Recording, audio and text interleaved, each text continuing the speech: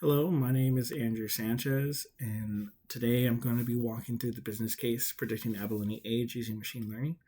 This is on Google Colab, and I provided a link in the description.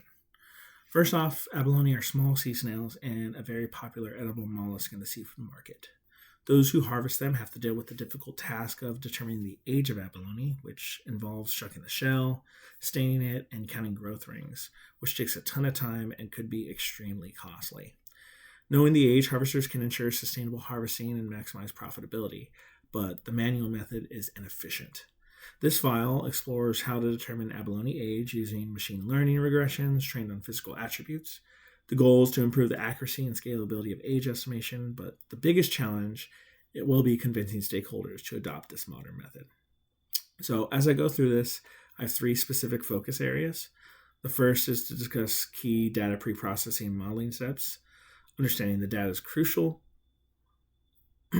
So we'll start there. The code pulls the dataset directly from the UCI repository, where X represents the features, which are the physical attributes, and Y represents our target. From the output, we see that we have 8 features, which include 1 categorical, sex, and 7 continuous features focused on size and different weights. And finally, we have the rings as the target variable, and the description explains that the number of rings plus 1.5 yields the age of abalone in years. X shows that there are 4,177 observations of these 8 features, and Y shows the respective number of rings for each of these observations. The exploratory data analysis is crucial for pre-processing because it verifies the data is solid and usable. For example, the shape confirms that we have 4,177 observations, 8 features. EDAS also shows that we have no missing values for any of the features and no duplicates. It even shows the number of unique values of each feature. Recall, sex had 3 options, male, female, and infant, so this number checks with our expectations. Float 64 indicates continuous numerical variables, while the object type refers to categorical data. We can also look at a small sample of 2,000 rows of data. We could observe the minimum and maximum values for each feature and the number of outliers, as well as scatter plots with different combinations of features. From a glance, we could see that diameter versus length and also height versus length appear linear, where the others, weights versus length, appear to be y equals x squared, a parabolic shape. These histograms show the skews in shell and shucked weight, and their associated box and whisker plots show that there are many outliers with larger weights, and the deviation from the line and the QQ plot shows that these features don't follow a normal distribution. From the heat map, focusing just on the target variable, rings, we see that shell weight shows the strongest relationship amongst the features. Also, the features show strong correlations with each other. This indicates significant multicollinearity because many predictors are highly correlated. Models like random forest will be well suited here. Finally, the bar plots show that the females are slightly larger than the males in almost every physical feature, and the larger abalone also on average has a older age. And to help clean the data, the Tukey rule is applied. This helps identify outliers within the data. And so now that we understand the data, let's discuss the important features and key modeling steps.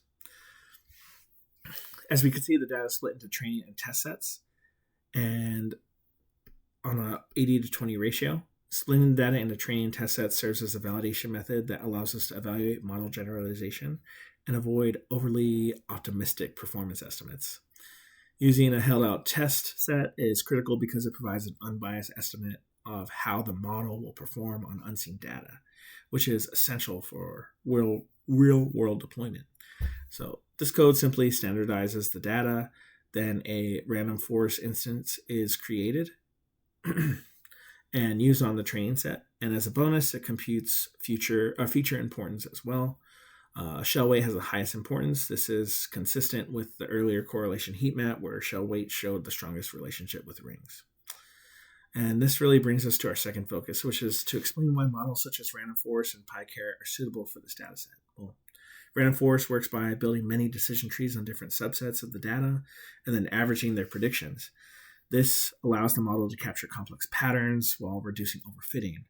As mentioned earlier, as we saw in the EDA, the multicollinearity would be too difficult to model using simpler linear assumptions. And abalone growth is influenced by multiple biological factors that interact in nonlinear ways. And random forests reduce overfitting while improving robustness to noise and multicollinearity. And in the first line of code, we installed PyCaret, which basically allows for a more automated machine learning framework that makes it simpler to code. PyCaret is appropriate for this task because it enables rapid comparison across a wide range of models using consistent pre-processing, validation, and evaluation criteria. So together, these approaches balance interpretability and predictive performance, allowing both model and deeper insight into future relationships.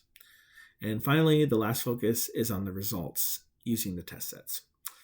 The first multiple linear regression plot shows predicted rings counts against the actual values. The model achieves a mean absolute error of about 1.6 rings and an R squared of approximately 0.53.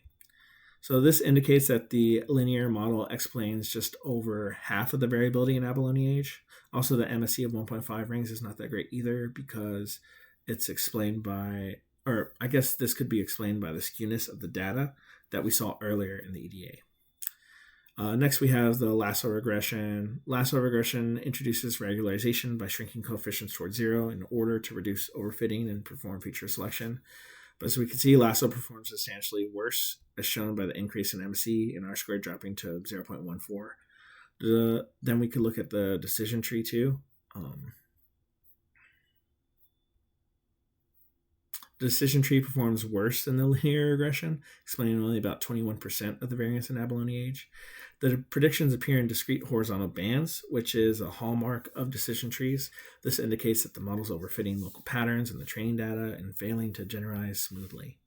This illustrates the bias variance trade-off. A single decision tree has low bias, but very high variance, which leads to unstable predictions on unseen data. And random forest addresses this issue by, as we said earlier, averaging many trees trained on different subsets of the data, which significantly reduces variance while preserving the ability to model nonlinear relationships. And the last regressor is the multi-layer perceptron, which is a type of neural network that learns complex nonlinear relationships by passing data through multiple layers of weighted connections. So each layer learns increasingly abstract relationships between inputs and the target. And because abalone growth is nonlinear and depends on interactions among multiple measurements, neural networks are theoretically well suited to this problem. And as we can see, the MLP performs similarly to the multiple linear regression with slightly improved average error, but similar overall explanatory power. So however, the prediction scatter still shows compression toward the mean, indicating difficulty modeling the more extreme ages. And given the moderate size of the abalone dataset, the MLP provides incremental but not transformational improvement when compared to the simple multiple linear regression. While logistic regression is commonly used for classification tasks, it's not appropriate here because abalone age is a continuous variable. Therefore, regression-based models are more well-suited for this problem. So overall, these models illustrate the bias variance trade-off where simpler models exhibit higher bias and ensemble tree-based models achieve better generalization by balancing flexibility and variance reduction. So these results demonstrate how machine learning models can estimate abalone age using non-invasive physical measurements, reducing the need for destructive testing. This has practical implications for fisheries, management, and sustainability, where accurate age estimation supports population monitoring and responsible harvesting. Thank you.